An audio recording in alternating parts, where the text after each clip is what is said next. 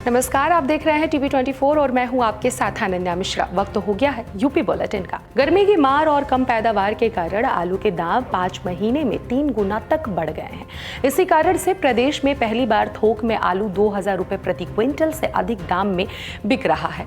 इसके पीछे दूसरे राज्यों में आलू की मांग बढ़ना भी एक बड़ी वजह बताई जा रही है। हालांकि थोक कारोबारियों की मिलीभगत से कोल्ड स्टोर से निकासी की दर कम होना भी बताया जा रहा है।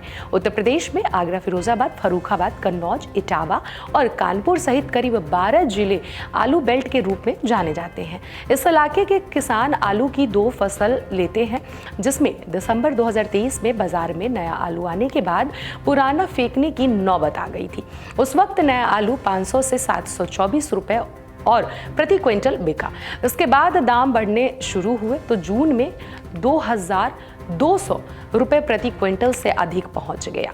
यह जून 2023 में 900 से 1000 रुपए प्रति क्विंटल के आसपास था।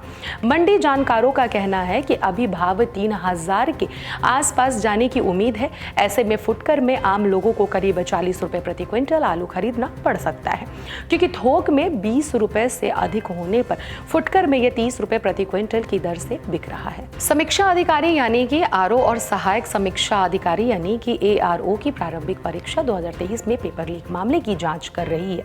एसटीएफ ने खुलासा किया है कि पेपर भोपाल की एक प्रिंटिंग प्रेस से लीक हुआ था। इससे पहले एलटी ग्रेड शिक्षक भर्ती का पेपर भी प्रिंटिंग प्रेस से ही लीक होने के आरोप लगे थे। अब अभ्यर्थियों ने सवाल उठाए हैं इस मामले पर कि प्रदेश में सरकारी प्रिंटिंग प्रेस होने के बावजूद आयोग को निजी प्रिंटिंग प्रेस पर इतना आखिर भरोसा क्यों है। हालांकि परीक्षाओं में शुचिता और पेपरों की सुरक्षा को लेकर यह मांग पहले से उठती रही है कि भर्ती परीक्षाओं के प्रश्न पत्र सरकारी प्रिंटिंग प्रेस में ही छपवाए जाए। कई वर्षों के पहले प्रयागराज की गवर्नमेंट प्रेस में प्रश्न पत्र छपवाए जाने का प्रस्ताव भी रखा गया था, लेकिन यह प्रस्ताव रद्दी के टोकरी में चला गया और भर्ती संस्थाएं अपने हिसाब से निजी प्रिंटिंग प्रेसों में पर छपवाते रही हैं। इससे पहले मार्च 2018 में एलटी ग्रेड शिक्षक के 10,768 पदों पर भर्ती का विज्ञापन जारी किया गया था। परीक्षा में हिंदी और सामाजिक विज्ञान विषय के पेपर लीक होने के आरोप लगे थे। मामले में जांच एसटीएफ को सौंपी गई थी। जांच के सामने आया था कि पेपर कोलकाता, पश्चिम बंगाल की एक निजी प्रिंटिंग प्रेस से लीक हुए थे। इस मामले में एसटीएफ ने प्रिंटिंग प्रेस संचालक को गिरफ्तार किया था। बाद में आयोग की तत्कालीन परीक्षा नियंत्रक अंजू कटियार को भी गिरफ्तार किया गया था, जिन्हें बाद में कोर्ट से जमानत मिल गई थी। अब तो नीट में भी अहमदाबाद की निजी प्रिंटिंग प्रेस से पेपर लीक होने की बात सामने आ रही है। पेपर लीक में निजी प्रिंटिंग प्रेसों की संलिप्तता सामने आने के बावजूद इस दिशा में कोई सुधार नहीं किया गया। अभ्यर्थी सवाल उठा रहे हैं कि सरकारी प्रिंटिंग प्रेसों में पेपर क्यों नहीं छपवाए जाते हैं, जबकि सरकार के सभी गोपनीय दस्तावेज हिंदी सरकारी प्रिंटिंग प्रेसों में ही छपवाए जाते हैं। मुख्यमंत्री योगी आदित्यनाथ ने देश में आज से 50 वर्ष पहले लगाए गए आपातकाल को लेकर कांग्रेस पर निशाना साधा है। आपातकाल के 50 साल पूरे होने पर मुख्यमंत्री योगी आदित्यनाथ ने कहा कि भारत के संसदीय लोकतंत्र का एक काल अध्याय ठीक 50 वर्ष पहले आज के ही दिन देर रात को घटित हुआ था, जब तत्कालीन कांग्रेस सरकार ने भारत के संविधान का गला घोंटकर लोकतंत्र को पूरी तरह से समाप्त करने की साजिश रची थी। इंदिरा गांधी के नेतृत्व वाली कांग्रेस सरकार ने 25 जून साल 1975 की रात के अंधेरे में भारत के लोकतंत्र को नष्ट करने की कोशिश की। उन्होंने अटल बिहारी वाजपेयी, मोरारजी देसाई और जयप्रकाश नारायण, लाल कृष्ण आडवाणी और सभी विपक्षी दलों के नेताओं को जेल में बंद करके लोकतंत्र का पूरी तरह से गला घोंटने की कोशिश की। 50 साल बाद कांग्रेस में चेहरे तो बदल गए होंगे, लेकिन उनका चरित्र, उनका हाव, उनका भाव अभी भी वही है जो 1975 में दिखे थे। कांग्रेस और उनके सहयोगियों को देश और देश की जनता कभी भी माफ नहीं करेगी। उन्हें आज के दिन माफी मांगनी चाहिए। रिलायंस फाउंडेशन की चेयरमैन नीता अंबानी और उनकी मां के लिए रामनगर में सोने की तार से बुनी हुई साड़ी तैयार हो रही है। 4 माह पूर्व रिलायंस स्वदेश से मिले ऑर्डर के तहत रियल जरी और टेस्टेड जरी के साड़ी के तैयार किए जा रहे हैं। नीता अंबानी के लिए 2 से 3 कारीगर लगे हुए हैं साड़ी को तैयार करने में। नीता अंबानी खुद रात में बुनकर के हैंडलूम पहुंच गई, जहां उन्होंने साड़ी पर हुई महीन कारीगरी को बारीकी से देखा।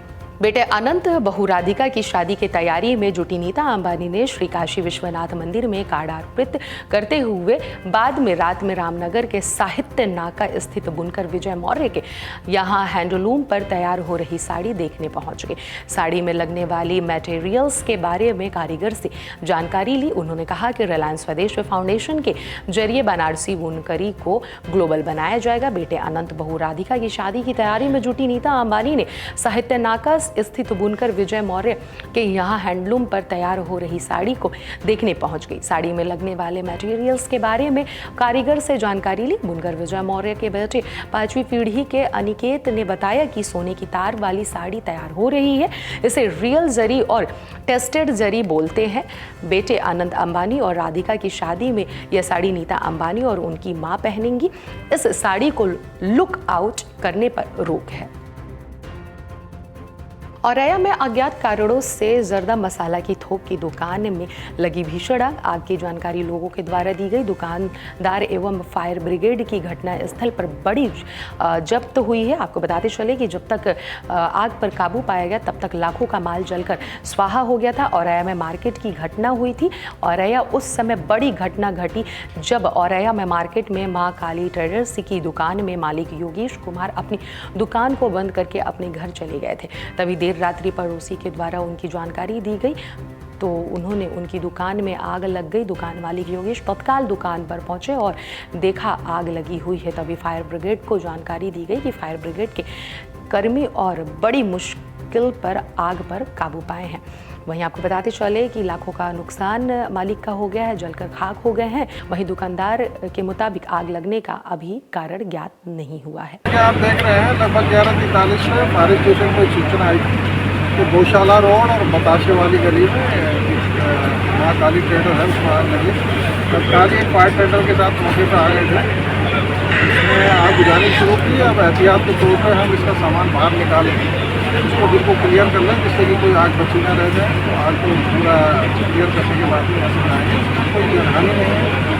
जहाँ तक के नुकसान का सवाल है तो जैसे ही असेसमेंट होगा आपका होगा। आग किन कारणों से की ऐसी कोई जानकारी मिली है अभी तक? आग अभी तो जांच का विषय है। पहले आग पूरी तरफ से बुझा लें, उसके बाद में हम इसके कामों की जाँच करेंगे। तो सर दुकान बना के हम घर से दुकान से घर पे गए, खाना खाया, सो गए। पड़ोसियों द्वारा जानकारी हुई धुआं निकल रहा है, तब आए देखने आए तो आग लग चुकी थी। किस चीज़ की दुकान थी? मेरी जर्दा की जर्दा तम्बाकू तुलसी। क्या फुटकर होलसेलर है? होलसेल एजेंसी का। अच्छा, लगभग करने का नुकसान होगा वो वही आइडिया तो नहीं है, लेकिन 60-70 लाख का तो नहीं होगा। आग लगने की सूचना आपको कैसे मिली? पड़ोसियों द्वारा जानकारी प्राप्त हुई हमको। यूपी बुलेटिन में बस इतना ही। देखते रहिए TV 24।